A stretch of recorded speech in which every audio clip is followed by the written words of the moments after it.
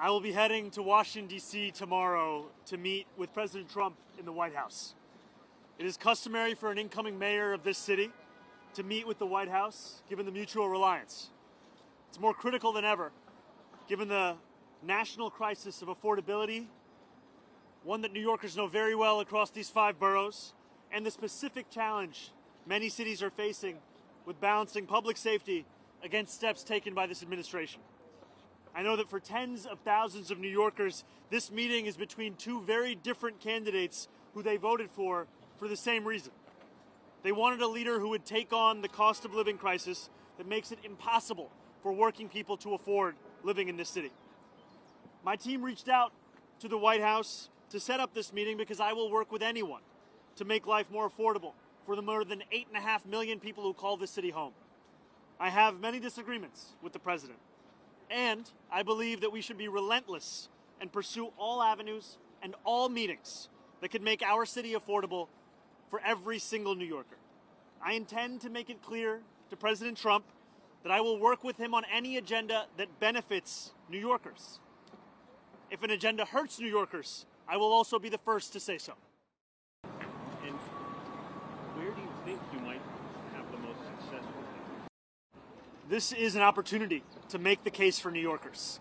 And it's a case that reflects what New Yorkers are having to live through at this time. When we speak about an affordability crisis, we're speaking about 1 in 4 New Yorkers living in poverty, 1 in 5 struggling to afford $2.90 to ride the bus. New Yorkers for whom the daily acts of life are becoming increasingly harder to afford.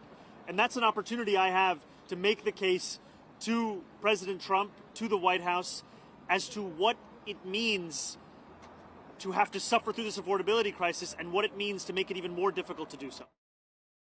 I'm not concerned about this meeting. I view this meeting as an opportunity for me to make my case.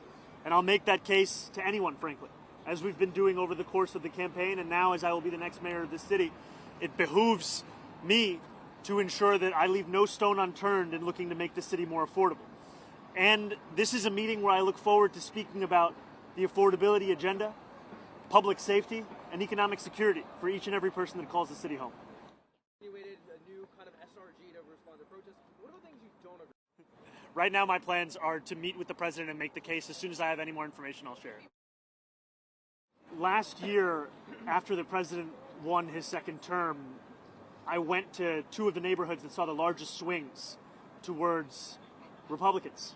And that was Hillside Avenue in Queens and Fordham Road in the Bronx. And when I asked those New Yorkers who they voted for and why, I met many who voted for President Trump, and they told me it was the affordability crisis. It was cost of living, cost of living, cost of living. And they said that they remembered being able to afford their rent, their childcare, their Con Ed, their public transit more 4 years ago than they could in that moment. And we ran a campaign focused on the same thing, cost of living. And what we found, actually, is that 1 in 10 New Yorkers who voted for Trump ended up voting for our campaign. And they did so because they're looking for leaders to actually deliver on the cost of living crisis. That's why everything comes back to making the case for an affordability agenda. I will meet with anyone, I will speak to everyone, so long as it could stand to benefit an economic agenda for New Yorkers. And that's where I will always make the case.